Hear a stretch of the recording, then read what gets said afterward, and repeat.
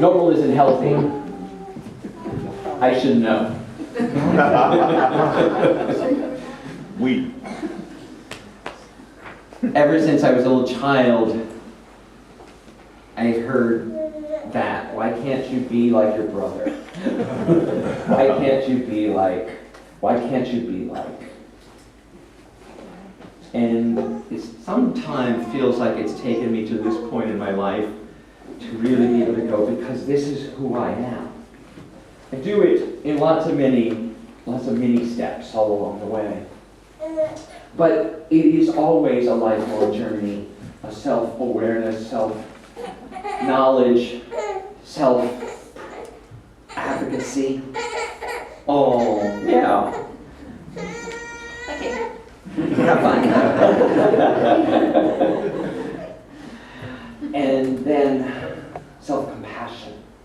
Our absolute word today was about compassion, but compassion for others sometimes seems easier than compassion for self, and yet until we have compassion for ourselves, how can we really have compassion for others?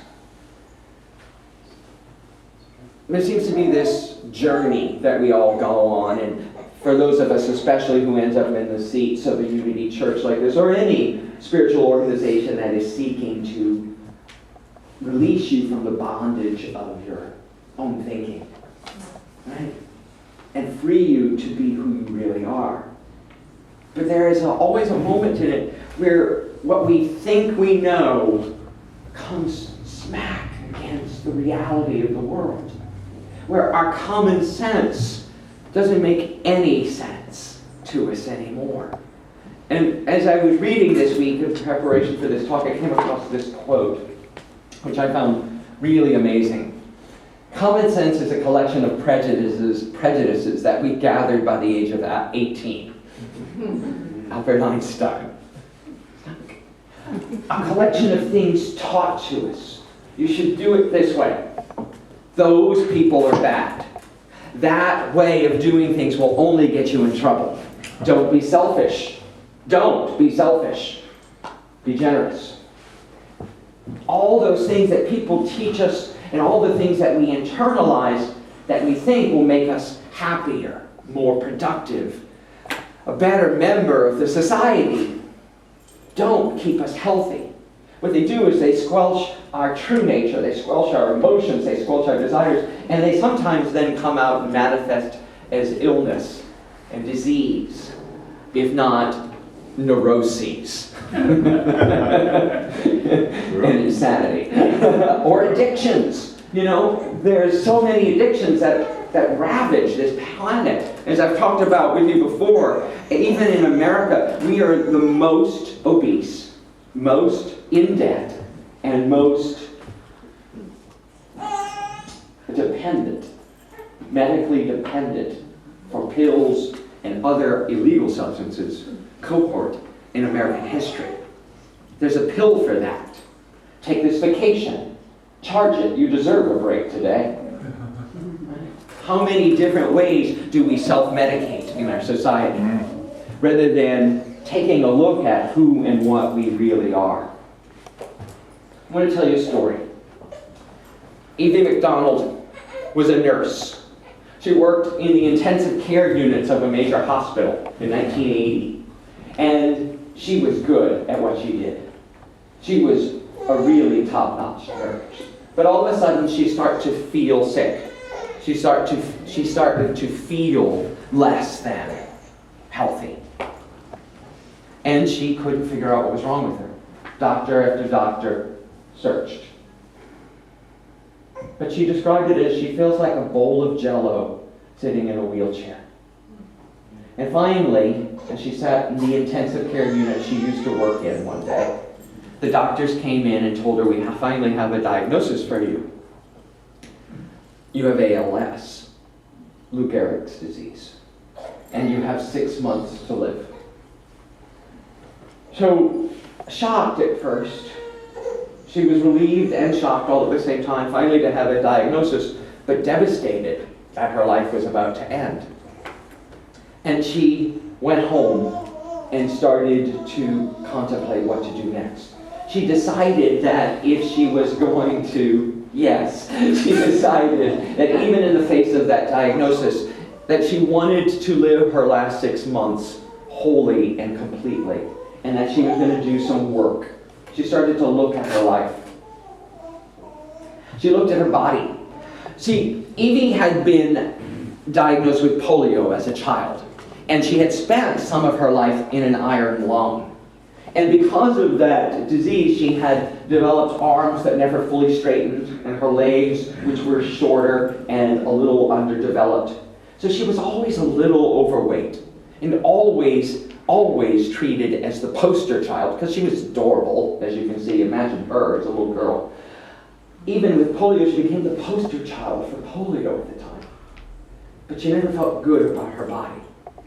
And then when she went to school, she was told by a well-meaning teacher that, you should just really take it easy because of all the special needs you have. You're never going to achieve anything in life. You're always going to have to take a back seat. So Evie, to prove this teacher wrong, studied harder and more than all the other students and excelled in school, became a nurse, got her master's degree, and started working in the field.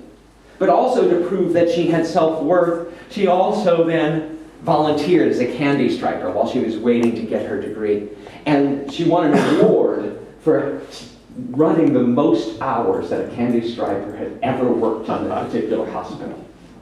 She refused to take can't and shouldn't and don't as part of her life. But in this moment, when she sat in her wheelchair with the diagnosis that she had 6 months to live, she started examining why she was doing all those things. That those things that made sense to her, those things that were her identity. She took the moment to take a look at them and understand what was motivating the behavior. And she looked at all of her life. She looked at all the achievements she achieved as a nurse. And she also looked at the periods of great depression that she had, where she couldn't function. And remembering the time where she drove her car off the road into a tree. But as luck would have it, she missed the tree and just crashed the car. But those memories and those instances of severe depression started flooding back to her at this moment. And she realized that she had some work to do. So, while Evie was good at what she did, and she was great at taking care of other people, she realized she didn't like herself. She didn't love her. So she started an experiment. Because she wanted to live the last 6 months of her life fully and wholly and with compassion. So she would get up in the morning and sit in her wheelchair, naked, and look at herself in the mirror. And she would write down all the negative thoughts that came across her mind about her body and about herself, until finally she could release them and love herself. She looked at each and every one of them each day, trying to find something that she could be proud of and happy with and love. And little by little, over these 6 months, she did just that.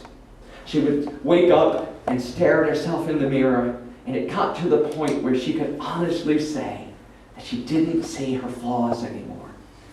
She saw her perfection, and that she loved herself finally. And this is the amazing part. When she got to that moment, Evie McDonald went out and gave it to everyone. That same love and compassion that she had for herself, she gave to everyone she met. No exceptions, no exclusions. Donald Trump,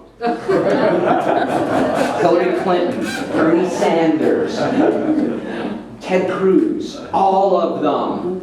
Oh, see? All of them. She gave that same love and compassion, same gaze of perfection unto all that she met. No exceptions. No exclusions. And 6 months came by. and she didn't die. And 6 more months came by, and she continued to do her work. And 6 more months came by, and 6 more months came by, and 6 more months came by. And Amy McDonald became the first person ever to be cured of Lou Gehrig's disease. The first person ever to have the diagnosis of Lou Gehrig's disease reversed by loving herself, by letting go of what she thought was wrong with her, and accepting and loving who she really was. What's amazing about that story, too, is that when she was studying why she did everything, she knows she had always done a life of service. Service was important to her. But she realized that early on, most of her service she had done for 2 different reasons. The first was out of a sense of duty, right? How many of us feel that, oh, I've been given so much, I should serve out of a sense of duty, right? I've been given so much, I have to give back. And the other reason she served was for recognition, right? So she'd serve so that people would notice her. And people would say, wow, what great work you do. And, oh, come on. Everybody raise your hand on that one too, right? But what she got to, what she wanted and what she decided at that moment was that she wanted to serve again. She wanted to give to everybody. Oh, honey, yeah.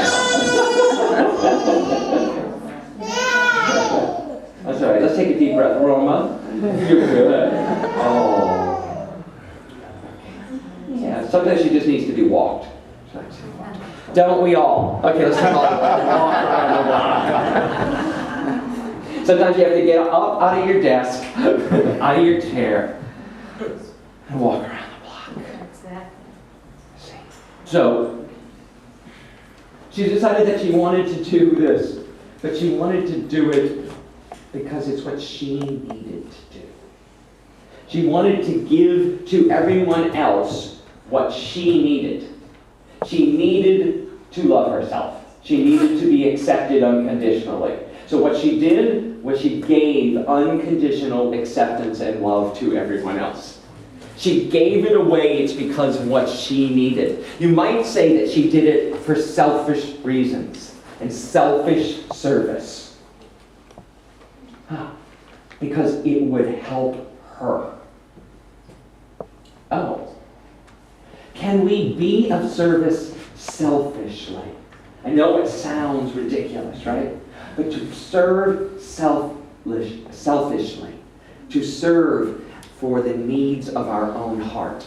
So if you need more money, give it away.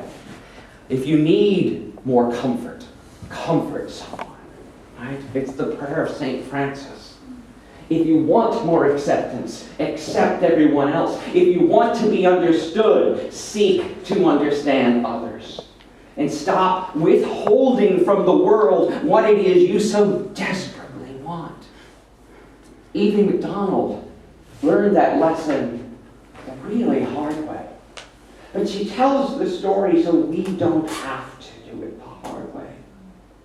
She told an interviewer once, someone who had written a song about her journey, she told them, I didn't start this to be cured. I was fully expecting and ready to die. I started this so I would have peace in that process. After her selfish service, when she was cured, she went back to school, got a master's of divinity, and became a minister. Oh. Yeah. Spiritual awakenings are a bitch. You end up in places you never thought you'd be. And as I've shared with you before, I too have had a call. When I was diagnosed as HIV positive in 1988, I thought my life was over for a split second. But I decided that that was my time to start living. And I have lived every year since. And the journey continues. I wonder, with the example of people like Evie, if I were to turn that kind of focus in on myself and see where it is that I still am withholding what I want to give, if I could make a difference. If I could make a difference in my diagnosis. Now, I've never been sick a day in my life, but if you take my blood and run a test on it, they will still find HIV antibodies in my blood. And we've all accepted that as part of a normal way of living here in this country at this time.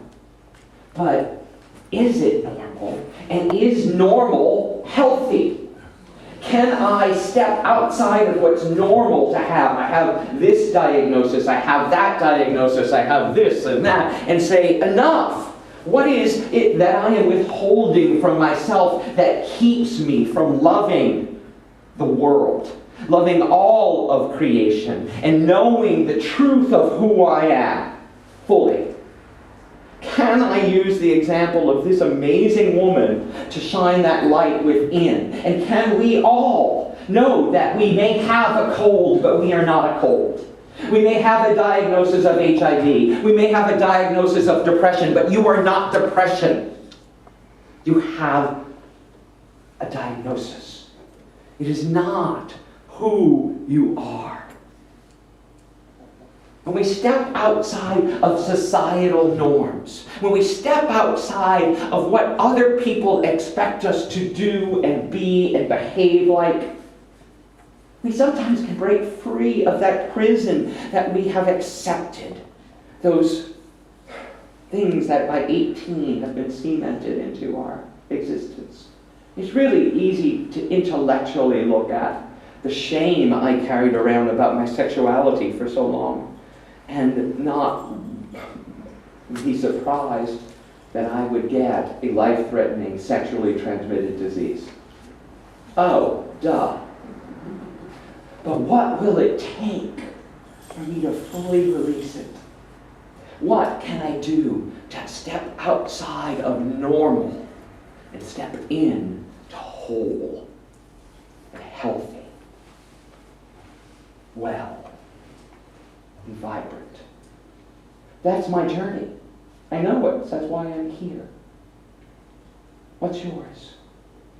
Is there some way you're withholding what you most desperately want? Is there some way that you're not willing to look at your own personality traits and your own mental beliefs and behaviors and go, oh, I'm the cause of my suffering? Is there some way that you are withholding from yourself and from others that which would set you free? Can you become like a little child and demand what you need? Love, attention, affection, a walk around the block. Can we become ridiculously selfish, divinely needy, and say, I need love, and I am going to give it away to everyone else because I know everyone else needs it just as much as I do? It's like a well. A really healthy well. If you put a bucket in it and pull up a bucket of water and splash that water, that love, all over everyone you can find, the well is not diminished. You can put a bucket in it again and the water level will rise back up and fill the well. And you can take the bucket again and again and again and shine it. Love is like that. There's no lack. We're not in a drought of love. The only thing that we have done is turn off the spigot or put down the bucket, whatever the analogy you want. The only thing we need to is give it and allow ourselves to feel what that's like. Allow ourselves to know what it is. An amazing man told a story like this 2,000 years ago. That there were 5,000 people gathered listening to a minister talk. But there were only 5 loaves and fishes after. And the minister, named Jesus, said, cast them out anyway. And when he did, there was more than enough for everyone there. More than enough so that there was left over at the end. If that story isn't about something that happened 2,000 years ago, but is actually about our own lives today, if we look at that story metaphysically, what part of you do you think there's only a little bit for? There's only 5 loaves and 5 fishes. And you're going to sparingly give it to that one section of yourself that you like. Whereas if you pass that loaves and fishes around to every part of your body, every wrinkle, every smile, every tooth, even the missing ones, every wart, every corn, every roll of fat, every gorgeous muscle, every brilliant lock of hair, every gorgeous finger, that you would have 12 baskets left over. That story for me is about what we withhold. And when we don't withhold, when we go against what's normal, resist thinking there's not enough. I have to cut back. I have to not share. But to step out like Evie did and to share.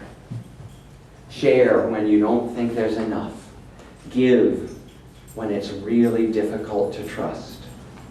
We can change our lives. We can change our whole health and live beautifully.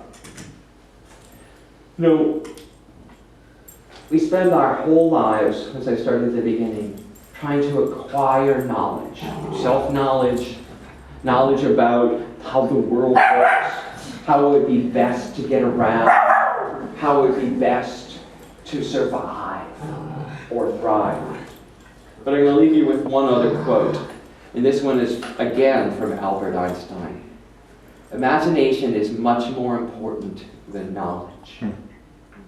Imagine yourself whole and healthy. Imagine there's no lack. Imagine that there's more than enough. And give it. Share it. Celebrate it. Love. Wastefully.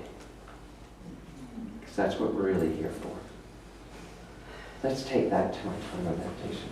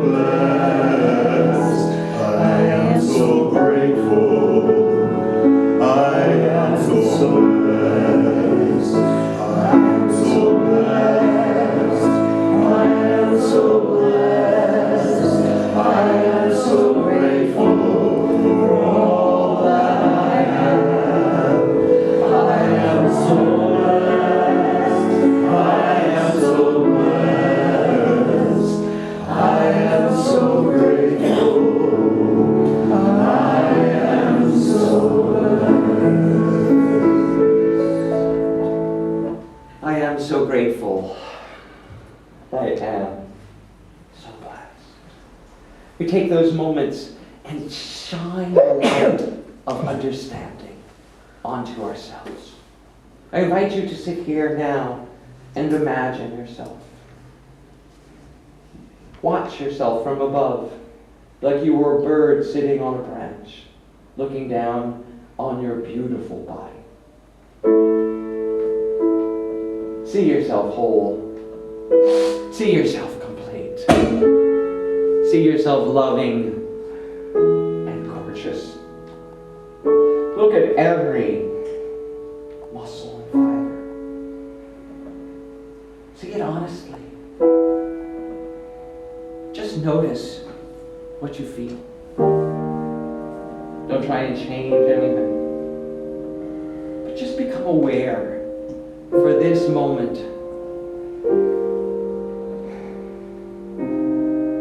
that you are observing yourself. And that there is something that is able to step out of your body. A higher authority. A wider awareness. And a truer perspective. See yourself as loving, as whole. See yourself as you see yourself. And daily, weekly, monthly, continue this process of being your own observer. Today we practice love. Today we observe health, wholeness, and beauty. In the silence, we become aware.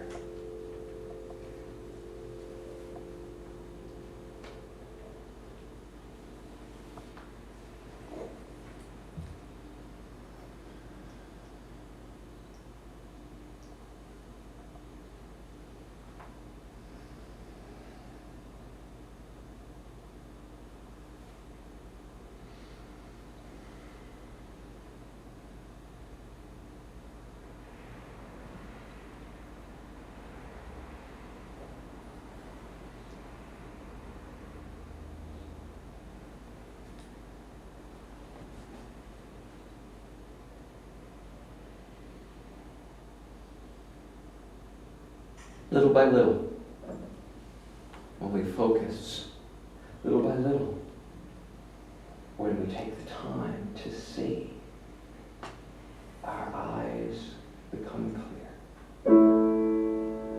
We see the beauty that is right before us. We see the beauty that is within us. We see the beauty that cannot be